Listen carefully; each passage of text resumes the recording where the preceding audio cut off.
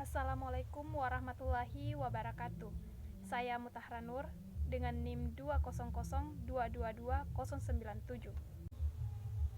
Baik, kali ini saya akan memaparkan materi mengenai penyusunan rencana jangka panjang menengah daerah atau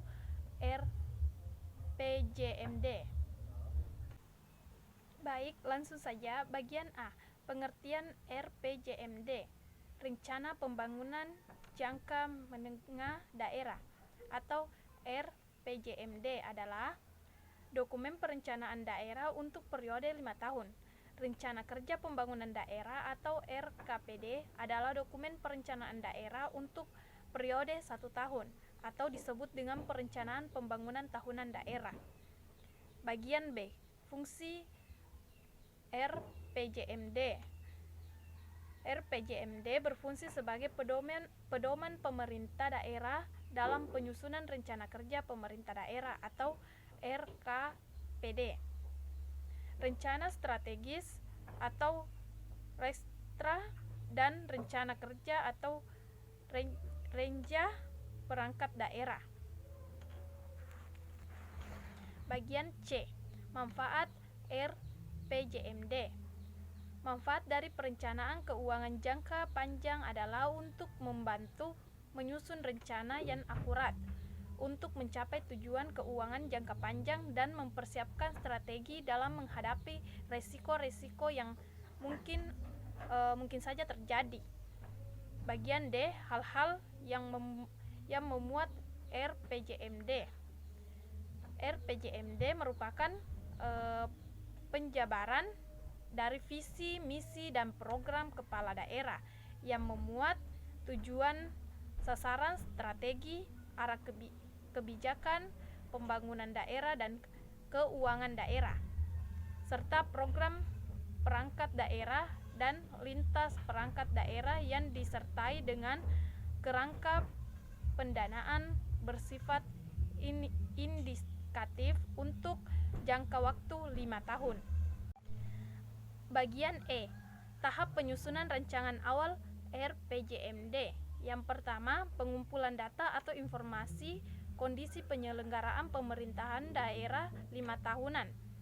Yang kedua, penyusunan profil daerah dan prediksi masa depan. Yang ketiga, kajian terhadap RPJMD. Yang keempat, kajian terhadap visi, misi, dan program prioritas kepala daerah terpilih. Yang kelima, analisis keuangan daerah kajian RW atau RT. Yang keenam, review RPJMD provinsi dan nasional. Yang ketujuh, jaringan aspirasi, isu, dan harapan masyarakat. Yang kedelapan, formasi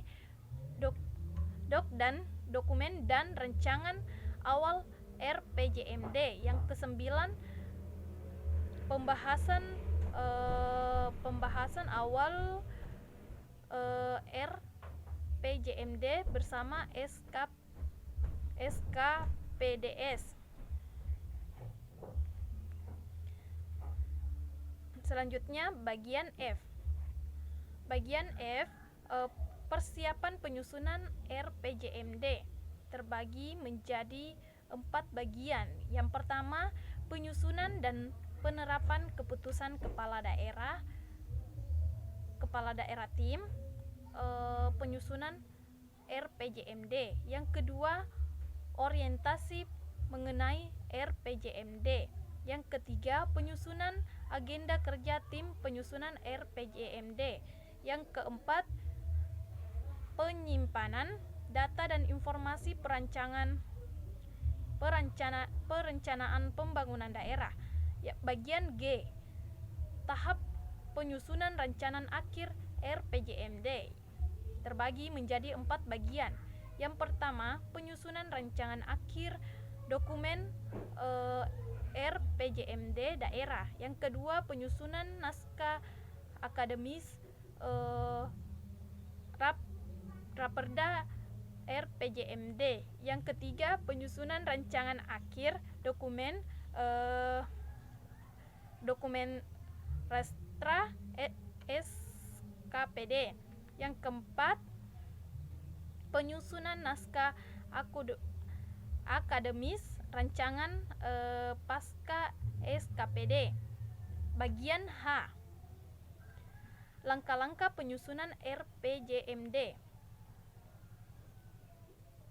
terbagi menjadi beberapa bagian. Yang pertama, persiapan penyusunan. Yang kedua, penyusunan rancangan awal. Yang ketiga, penyusunan rancangan.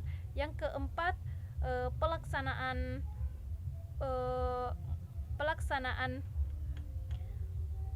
musrembang. Yang kelima, perumusan rancangan akhir. Dan yang keenam,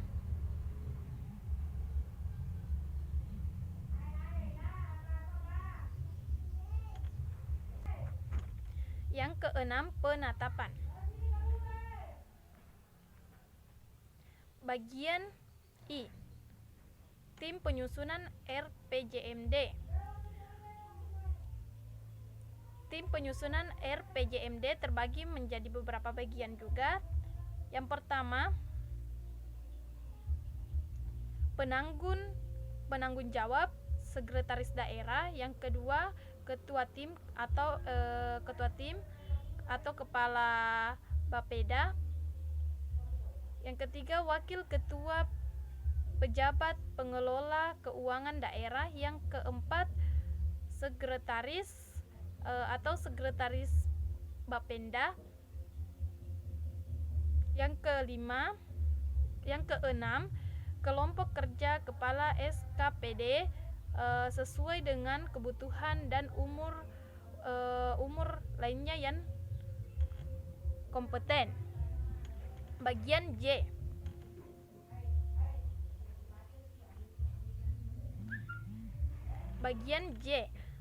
substansi RPJMD.